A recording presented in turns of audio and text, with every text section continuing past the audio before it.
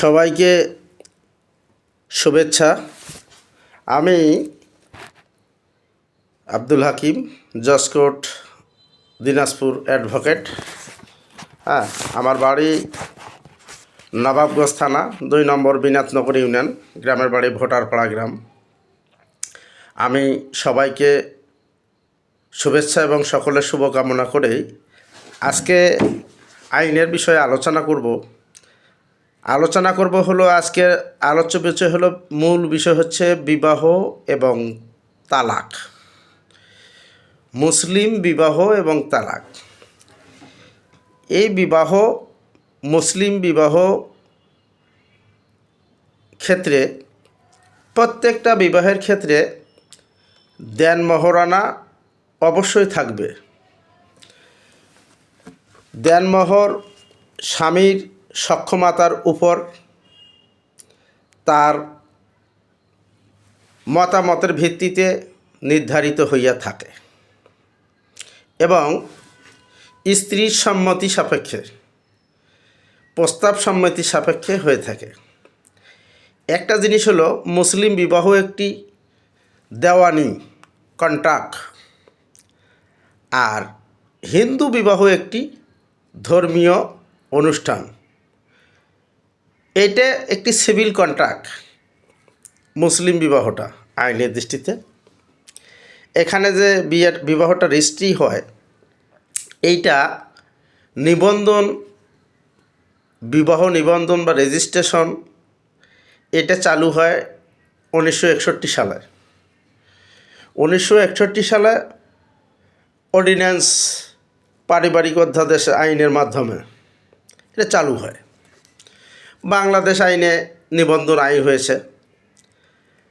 কিন্তু যদি 100 টাকা দেনমোহর, 100 টাকার ঊর্ধ্বে কোনো দেনমোহর নির্ধারিত হয় কোনো বিবাহের, তাহলে তা অবশ্যই নিবন্ধিত হতে হবে। 99 টাকা দেনমোহরে বিবাহ হইলে শুধুমাত্র সাদা কাগজে, স্টাম্প কাগজে বা কলার পাতায় লিখলেও সেই বিবাহটা বৈধ বিবাহ। রেজিস্ট্রি বাধ্যতামূলক করেছে গভর্নমেন্ট, কিন্তু যদি কেউ মনে করে যে আমরা বিবাহ নিবন্ধন করব না, করতে পারে, আইনে বাধা নাই। এখন বিবাহ হইলেই তাতে দেনমোহর থাকবে। দেনমোহর নির্ধারিত হয় বিভিন্ন উপায়ে। মুসলিম বিবাহ আইনে মাতার দেনমোহরের উপর নির্ধারিত হয়। স্বামীর অর্থনৈতিক অবস্থার উপর নির্ধারিত হয়। এবং দেনমোহর আশু বিলম্বিত দেনমোহর কয়েক প্রকারের আছে। বাকি নগদ, মুআজ্জেল, আমুআজ্জেল কথা লেখা থাকে কাবিলনামায়। কাবিলনামাটা একটা পূর্ণাঙ্গ একটা চুক্তিপত্র বিবাহের, সিভিল কন্ট্রাক্ট, দেওয়ানি কন্ট্রাক্ট। এবং ধর্মীয় অনুষ্ঠানের মাধ্যমে যেটা বিবাহ হয়, এটা ধর্মীয় মাধ্যমে বিবাহ হয়। আর নিবন্ধন হইল যে এটা নিবন্ধিত হলো, এই নিবন্ধনের মাধ্যমে বিবাহ প্রমাণ করা সুবিধা, যে বিবাহ হয়েছে, কাগজপত্র থাকে। আর অন্যভাবে বিবাহ হইলে এটা প্রমাণ করা জটিলতা, সাক্ষ্য দিয়ে প্রমাণ করতে হয়।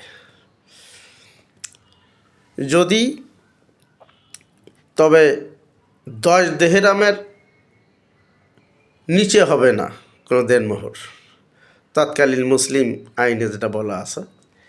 এখন বর্তমানে যে মোহরানা নির্ধারিত হচ্ছে, কিছু দালাল, কিছু বদমাশ, কিছু বাটপার, কিছু দেওয়ানিয়া, এদের কুপরামর্শে স্বামীর সক্ষমতা না থাকা সত্ত্বেও 5 লক্ষ টাকা দেনমোহর, 2 লক্ষ টাকা দেনমোহর নির্ধারিত হচ্ছে। এইটা আইনসঙ্গত না এবং বাধ্য করে চাপানো হচ্ছে, সম্মতি দিচ্ছে। আসলে দেনমোহর হলো পরিশোধ হতে হবে, বাকিও রাখতে পারবে। যতবার বিবাহ হবে ততবারই দেনমোহর পরিশোধ করতে হবে। অনেকে বলছেন যে প্রথম বিবাহ হয়েছিল, তারপরে আবার বিবাহ হয়েছে, তাহলে কোনটা মোহরানা নির্ধারিত হবে? আপনি যতবার বিবাহ করবেন ততবার দেনমোহর দিবেন। প্রত্যেকটা বিবাহের দেনমোহর থাকবে। কিন্তু আপনি 5 বার বিবাহ করেছেন একজনের সঙ্গে, আর বাকি রেখেছেন 5টা বিবাহ, এই ক্ষেত্রে আপনি দেনমোহর পাওয়ার ইখতিয়ার রাখেন না। আপনি যখনই বিবাহ করবেন তখনই দেনমোহর বুঝায় নেবেন। বাকি রাখছেন, বাকি থাকবে। আপনি একজনের সাথে যতবার বিবাহ হবে ততবার দেনমোহর নেবেন, সেটা আপনাকে নগদে নিতে হবে। আপনি বাকি রাখছেন 5টা বিবাহ, মামলা করে 5টা বিবাহের দেনমোহর নেবেন, এটা আপনি পাবেন না। কোনো আইন সাপোর্ট করবে না। অন্যজনের সঙ্গে বিবাহ হইলে সেটা আলাদা কথা।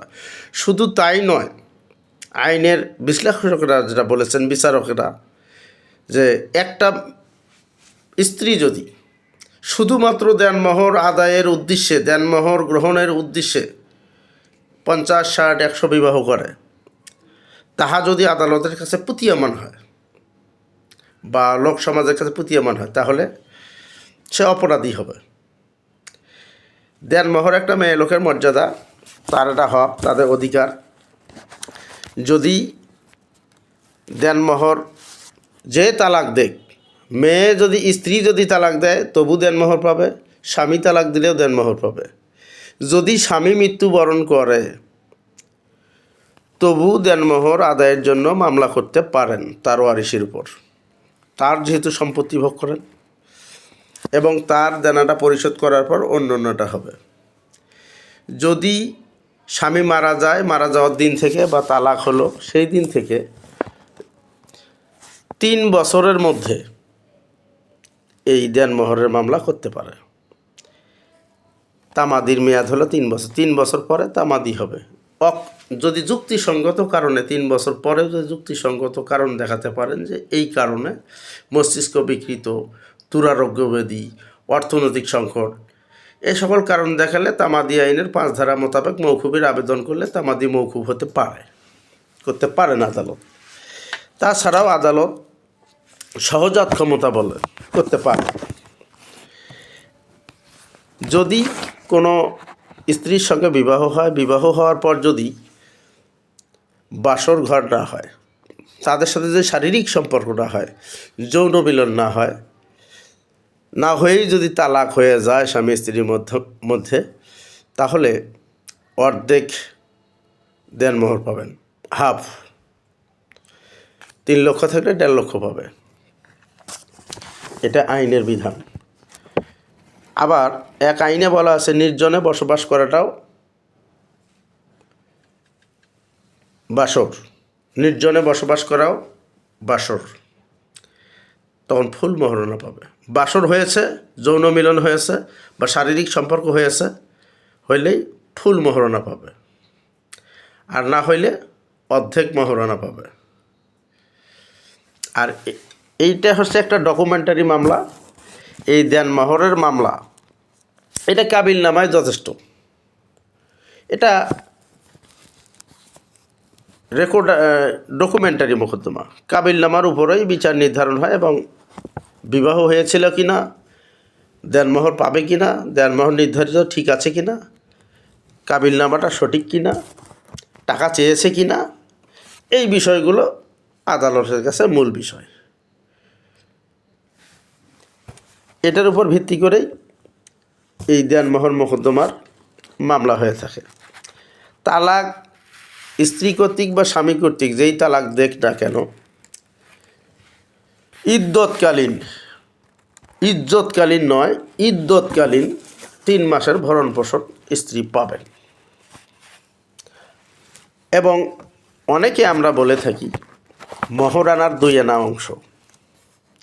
মহারানার কোনো অংশ 2 আনা অংশ হয় না। মহারানা এক জিনিস, মহারানা বলা হয় গ্রাম অঞ্চলে, কিন্তু আসলে এটা দেনমোহর। আমরা একটু সংক্ষেপে বা অন্য শব্দে বলতে একটু অভ্যস্ত, সমস্যা এটা। এবং আমরা অনেককে ঠাট্টা করি, মোহর করছে, হ্যাঁ, দেনমোহর বলতে পারে না, এটা হাসি ঠাট্টার কিছু না। ইংরেজি শব্দ উচ্চারণ বিভিন্ন রকম হয়, একটা শব্দ 16 রকম উচ্চারণ হয়, টাইম, ঠাইম, ঠুইম, গার্জিয়ান, গার্ডিয়ান। আমরা যারা অল্প কিছু জানি নিজের জানাটাকে বড় মনে করে বক্তব্য দিয়ে ফেলি। আপিল, এপিল, অ্যাডভোকেট কথা স্বরে অ জফালা দিয়েও লেখা যায়, এ জফালা দিয়েও লেখা যায় অ্যাডভোকেট। এগুলো বিভিন্ন সময় ভাষা একাডেমি, বাংলা ভাষা একাডেমি, ইংরেজি একাডেমি বা ল্যাঙ্গুয়েজ একাডেমি বা সরকার কর্তৃক, মন্ত্রণালয় কর্তৃক, শিক্ষা মন্ত্রণালয় কর্তৃক সংশোধিত হয়, গেজেট দেয়, ঠিক করলো। কিন্তু এটাকে আমরা অনেকে অনেক কিছু মনে করি, এটা বিষয় না। ভরণ পোষণ অবশ্যই পাবে। ভরণ পোষণের বিষয়ে জেল খেটে কোনো পরিশোধ হয় না। ভরণ পোষণ কোনো দিন জেল খেটে পরিশোধ হয় না। আর ভরণ পোষণের বা দেনমোহর আদায়ের মোকদ্দমা স্ত্রী তার কোন আদালতে করতে পারে, এটা একটা প্রশ্ন। নিজের এলাকায় করতে পারে, পিতার বাড়ি যে থানায় বা যে জেলায় সংশ্লিষ্ট আদালতে করতে পারে, স্বামীর যে জেলায় বাড়ি, যে থানায় বাড়ি, সেই আদালতে করতে পারে, সেই ইখতিয়ার সম্পন্ন আদালতে করতে পারে। যদি স্ত্রী অন্য কোনো জেলায়, পিতা স্বামী ব্যতীত অন্য কোনো জায়গায় বসবাস করে, সেখানেও সেই ইখতিয়ার সম্পন্ন আদালতেও দেনমোহরের মোকদ্দমা করতে পারে। যে আদালতে মামলা দায়ের করিবে সেই আদালতেই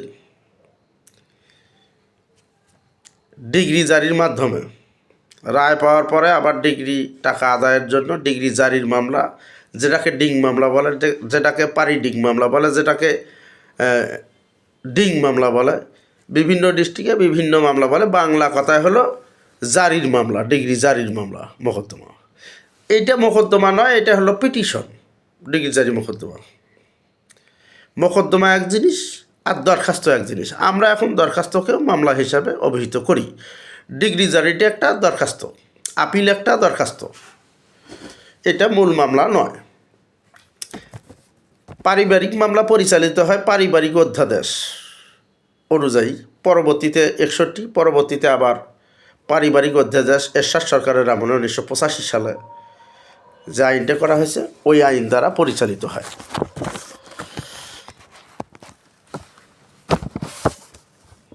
দেনমোহর বিবাহের সময় বাকিও রাখতে পারে, নগদও রাখতে পারে। এটা দুই পক্ষগণের সম্মতির ব্যাপার। এবং তালাক হইলেও বা তালাক না হলেও সন্তানের ভরণ পোষণ, স্বামীর সন্তানের ভরণ পোষণ পাইতে হকদার। সন্তান মেয়ে হলে 17 বছর 18 বছর পর্যন্ত পিতার এই স্ত্রীর আওতাধীন থাকবে। যদি চরিত্রহীনা হয়, যদি বিবাহ হয় অন্যত্র, তবুও 7 বছর নারীর কাছে থাকবে। এবং পুরুষ সন্তান হলে 10 বছর পার হলে আদালতে আবেদন করে সন্তান নেওয়ার জন্য আবেদন করে সন্তান ফিরে পাইতে পারে, হেফাজতে নেওয়ার জন্য করতে পারেন। এখন সন্তানের অনেকে ভরণ পোষণ নেন, কিন্তু সন্তানকে দেখা করতে দিতে আগ্রহী নন, কথা বলতে দিতে আগ্রহী নন। কিন্তু পরিত্যক্ত স্বামী, বিচ্ছেদকৃত স্বামী, তালাককৃত স্বামীর ভরণ পোষণ নেবেন, কিন্তু সন্তানকে দেখা করতে দেন না। এই বিষয়ে একটা কথা বলা যায়, সন্তানকে দেখা যায় অনেক সময় খুব আদর দেখান স্ত্রীপক্ষ, তার পিতামাতা, কিন্তু কেউ কিন্তু 1 শতক জমি বা ব্যাঙ্ক অ্যাকাউন্ট করে দেন নাই, দিতে চায় না। এমনি সোহাগ, মানে একটা ভাব নেয় যে কি হয়ে গেছে যেন।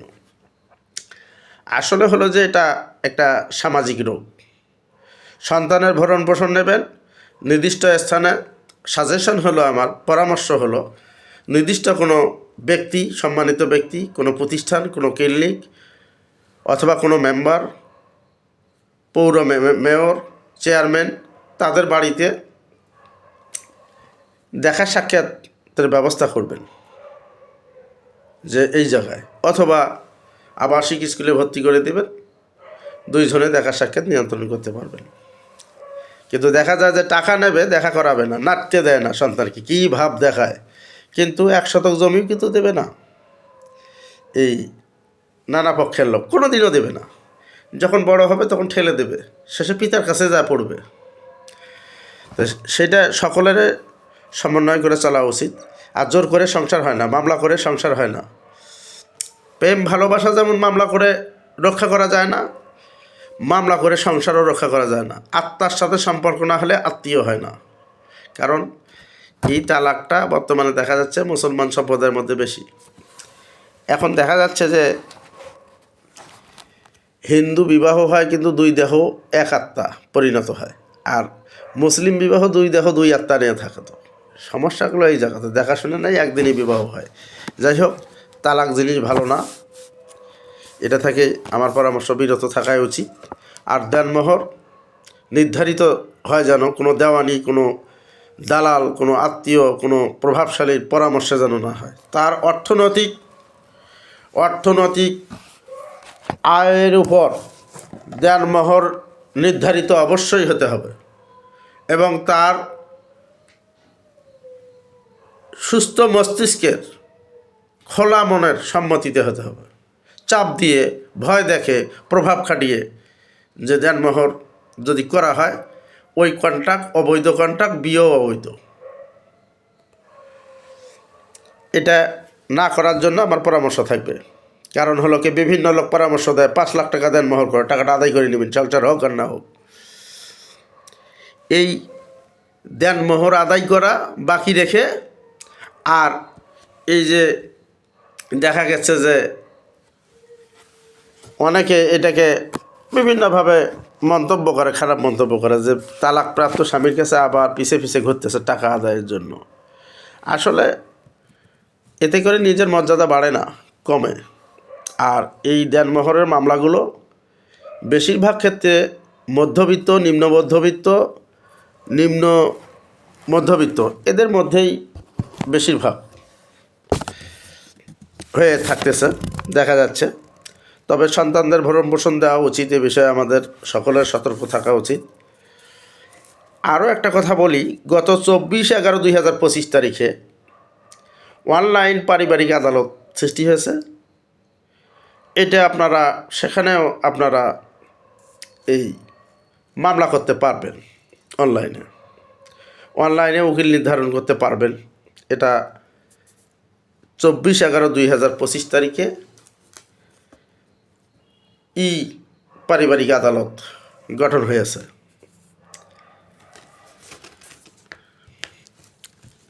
এই বিষয়ে এই তালাক যে কোনো পক্ষ দিতে পারে। আর হিন্দু সম্প্রদায়ের ক্ষেত্রে বিবাহ বিচ্ছেদ, তবে এই তালাকের ক্ষেত্রে বিবাহ বিচ্ছেদের মামলাও করতে পারে। দাম্পত্য জীবন পুনরুদ্ধারের জন্যও মামলা করতে পারে কোনো পক্ষ। আসলে এই মামলাগুলো নির্ভর করে, এইটা সংসার, তালাক, বিবাহ, এগুলো নির্ভর করে মানুষের মন মানসিকতার উপর। তবে অনেকে ভয়ও দেখায়, যৌতুক মামলা, দেনমোহরের মামলা, যৌতুক নির্যাতনের মামলা। তবে মনে রাখবেন, এই ভয় দেখার কোনো কারণে এগুলো মামলায় কোনো ফাঁসি হয় না। একটা স্বামী যদি মনে করে আমি কোনো মেয়েকে নিয়ে সংসার করব না, পৃথিবীর এমন কোনো শক্তি নাই তাকে সংসার করায়, কি হবে? আপনি যৌতুক বানানোর জন্য মামলা প্রমাণ করলেন, যৌতুক চাইছে, 3 বছর সাজা হলো, দেনমোহর দিলাম না, হাজত কাটবো, কি হবে? দিব না, আমি দেউলিয়া হব, নাই আমার। এই রকম সমস্যার সম্মুখীন অনেক ব্যক্তি আছেন, যাদের নুন আনতে পান্তা ফুরায় এমন ব্যক্তির 12 লাখ টাকা দেনমোহর। তাদের জন্য পরামর্শ আমার, যে আপনি দেউলিয়া আইনে মামলা করে দেউলিয়া ঘোষণা করেন নিজেকে। বিপদের মধ্যে আছেন এরকম অনেকে, বা 30 লাখ টাকা দেনমোহর করা আছে। এই যে 30 লাখ টাকা দেনমোহর করছে, 25 লাখ টাকা, এই মহারানাগুলো, বেশি টাকার মহারানাগুলো অধিকাংশ দেখা যাচ্ছে যে প্রতারণা করে করা হয়েছে, চালাকি করে করা হয়েছে, কৌশলে করা হয়েছে। এবং কাজী সাহেবেরা সাদা কাগজে লিখে পরবর্তীতে পূরণ করে ফাঁকা রাখে, স্বাক্ষর হয়ে গেল, ব্যাস। পরবর্তীতে দেখা যাচ্ছে যে দেনমোহরের পরিমাণ বাড়ি যায়, কমে, কথায় লেখে না, সংখ্যা পরিবর্তন করে, 1 কে 2 মানে 2 লাখ হলো। এরকম ঘটনা ঘটে। 3 লেখা আছে, 3-এর এক পাকে 2 দিয়ে 23 লক্ষ টাকা হয়ে গেল। এবং মিশামিশি করে, কালি দিয়ে মিশানো যায়, এমন এগুলো দ্রব্যের কালি আছে যে ওইটা মিশানো যায়, মিশাইয়ে লেখে। এই কাজগুলো ধরাও পড়তেছে আদালতে। আপনারা সকলে সাবধান হবেন। ভিডিও রাখা উচিত এবং উপস্থিতিতেই লেখা উচিত এবং রসিদ দেওয়া উচিত, কত নম্বর ভলিউমে বিয়ের স্ত্রী হলো, কত তারিখে হলো, এটার নোট দেওয়া উচিত সঙ্গে সঙ্গে এবং নেওয়া উচিত 2 পক্ষের। এই না থাকার সুযোগে এই নানা তালবাহনা শুরু হয়ে যায়। ফাঁকা কাগজে তো সই নিয়েছে। এইগুলো থেকে আপনারা সজাগ থাকবেন, সাবধানে থাকবেন, এটা আমার পরামর্শ। আর হলো, আপনাদের যদি কোনো জিজ্ঞাসা থাকে তাহলে আমার ফেসবুক পেজ বিচার, কূটনীতি, রাজনীতি ও আনন্দ এবং এই ফেসবুক আইডি হলো ADV হাকিম দিয়ে সার্চ দিবেন, দিলে পেয়ে যাবেন। এবং সকলে যারা শুনছেন এই ভিডিও, তারা অন্যের কাছে শেয়ার করবেন, ফলো দেবেন, সাবস্ক্রাইব করবেন, পাশাপাশি মানুষকে পরামর্শ দেবেন, মানুষ যেন সচেতন হয়, এইভাবে চলতে পারে, সকলের যেন কল্যাণ হয়। এই আমার ভিডিও যখন মানুষের কল্যাণে উপকারে কাজ হবে, কল্যাণ হবে, তখনই আমি মনে করব আমার এই ভিডিওর সার্থকতা। সবাইকে লাল সালাম, সবাইকে সবার সুস্বাস্থ্য সুমঙ্গল কামনা করে আমি আমার বিবাহ, দেনমোহর, ভরণপোষণ, তালাক, মামলা করার স্থান, বাকি নগদ, সন্তানদের ভরণপোষণ, আদায় পদ্ধতি, এগুলো নিয়ে যে কথা বললাম, এগুলো আপনারা সকলের কাছে প্রচার দিবেন। আর অন্য জেলায় মামলা করলে, যে জেলায় বাড়ি স্ত্রী সেই জেলা বাদে অন্য জেলায় মামলা করলে এক জেলা থেকে আরেক জেলায় ডিগ্রি জারি করা, সমন নোটিশ নিয়ে যাওয়াতে মামলা বিলম্বিত হয়। আরও বলে রাখি, আদালতের স্টাফরা যারা জারিকারক, তারা অন্য ডিস্ট্রিক্টের সমন জারি করেন না। জারি না করে মামলাটা দিনের পর দিন, মাসের পর মাস, বছরের পর বছর চলে মানুষের জীবনের ক্ষতি করছেন শুধুমাত্র জারিকারকের কারণে। এগুলো হচ্ছে, রিপোর্ট লেখেন, খুঁজিয়ে পাওয়া যায় নাই, দেখা যায় নাই, গ্রহণ করে নাই, নানা রকমের মন্তব্য লিখে মানুষের জীবনকে অতিষ্ঠ করে তুলেছে এই জারিকারকরা। এটার প্রতি সোচ্চার হবেন। এক ডিস্ট্রিক্টের কাগজ আর এক ডিস্ট্রিক্টে শপথ যায়, সঠিকভাবে জারি করে না। এইরকম ডকুমেন্ট আমার কাছে শত শত আছে। এরা জারি না করে যে কোনো পক্ষ যায়, যে মামলা হয়েছে জানছে যে দিনাজপুরে মামলা হয়েছে, এখন রংপুরে বাড়ি ছেলের, এখন দিনাজপুরেও যোগাযোগ করে, রংপুরেও যোগাযোগ করে, সমনটা পাঠাইতে দেরি করেন, ওখানে জারি করতে দেরি করেন। এইভাবে মামলা দীর্ঘদিন চলছে। এডি ফেরত, এডি ফেরত, এডি ফেরত, মৃত্যুর আগ পর্যন্ত এডি ফেরত হবে। আইনে বলা আছে, একটি ডিস্ট্রিসিটি সমন চিঠি ডাকযোগে ফেলার 30 দিনের মধ্যে আদালত ধরিয়া লইবে, যাহা জারি হইয়াছে বলে গণ্য হইবে। এটা আছে হলো যে 5-19 বিধিতে, 5 ওয়ার্ডারের 19 রুলে বলা আছে এবং 5 রুলে বলা আছে ঢোল পিটাইয়া লটকাইয়া জারি করার কথা বলা আছে। কিন্তু যেখানে 6 মাস অবস্থান করবেন সেখানে তা না করে জারি হয় নাই, পাওয়া যায় নাই, একটা অজুহাত লিখে দিয়ে পাঠায় দিয়ে এইভাবে মামলা দেরি করে। সবাইকে এই বিষয়ে সচেতন হওয়ার জন্য পরামর্শ দিচ্ছি এবং ডিগ্রি জারি মামলা এই নিজ জেলায় করাই ভালো। সবাইকে ধন্যবাদ।